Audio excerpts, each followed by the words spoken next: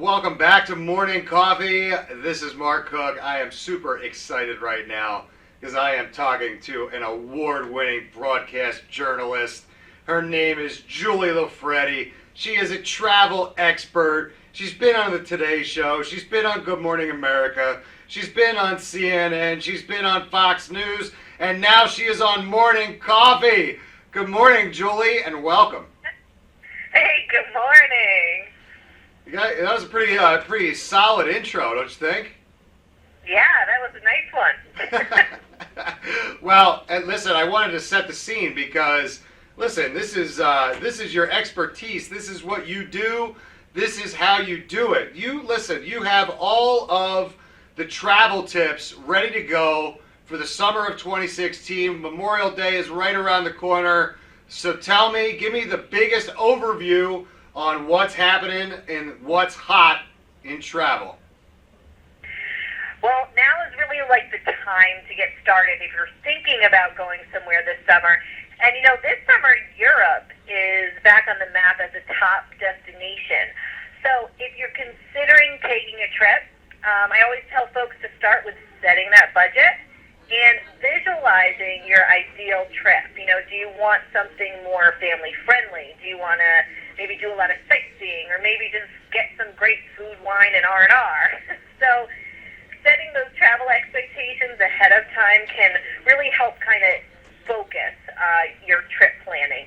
And then picking a destination, obviously, that's a tricky one for folks, but remember, in Europe, you can see more than one city or country in a pretty short amount of time. Also, getting your travel documents in order, even if you don't have, travel plans firmed up, make sure your passports are updated, because you know what, you're going to see a great deal, and then what happens if your, travel documents aren't in order? Oh, you might not be able to go. And then obviously starting your research. So we all like to find the best deals, especially on flights.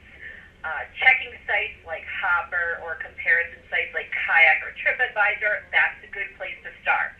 If you're flexible with your travel dates, that's even better, because you can often find the better deals. Like even if you change your departure from Monday to Wednesday, you could end up saving like a few $100. And then once across the pond, trains are really the easiest way to travel Europe, and Rail Europe is the only kind of one-stop shop for European travel products. It's been around for like 75 years. That's a great resource for travelers to help them get to where they want to go, especially if you want to bounce around a bit, maybe take a day trip from London to Paris, Madrid to Barcelona, or Venice to Rome.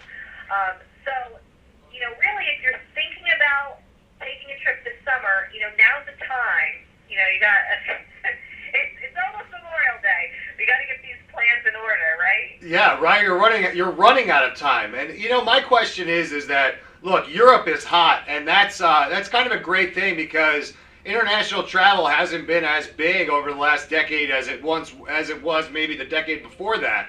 So the tour scenario, is that the way to go if I'm thinking about going overseas? Do I want to get hooked up with one of these tour companies that has everything set, or am I better off searching for the best values and the best deals on my own, and then creating my own tour? What do you prefer?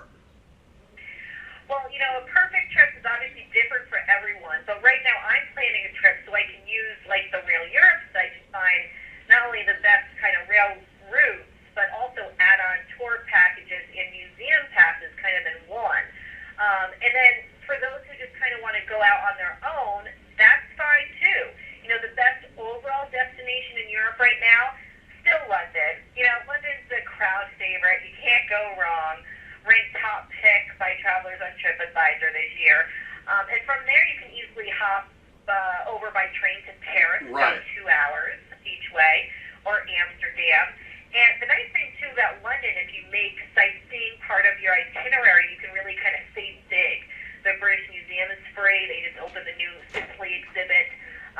There's also Buckingham Palace, and you can walk around Oxford Street, do some shopping there. So, for first-timers, that's, a great first place to visit on a trip to Europe. And then for those looking for maybe the best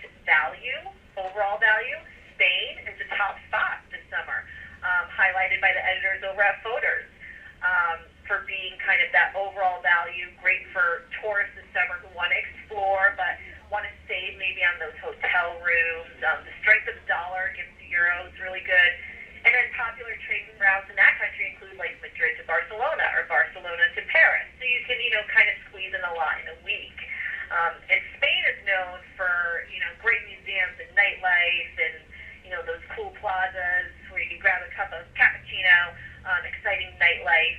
And for families, the best for kids, surprisingly, Amsterdam's coming up more and more. No. It's not just about the red light district there. What? I have never. Wait a second. We're sending families to Amsterdam? Well, it's a family-friendly, budget-friendly city. It's a great location. During the day, you can walk around, take the paddle boats. They've got so many museums, Science Museum, Anne Frank Museum, Van Gogh. So it is a place where you can go, check it out with the kids during the day. It feels safe. You can, take the bikes, walk around. There's a lot to do. And then you can take, train routes out of that city to, Paris, Frankfurt, Berlin. So it's a good location. So don't write it off.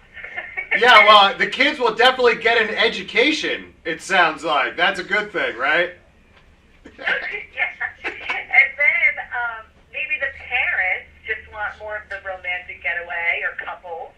Obviously, France is great. You can do, obviously, the Paris trip, go see the Eiffel Tower, but then maybe take the train down to the southern coast. That's where we find the Riviera with the vineyards, the cobblestone streets, gorgeous lavender and chocolate fondue and wine.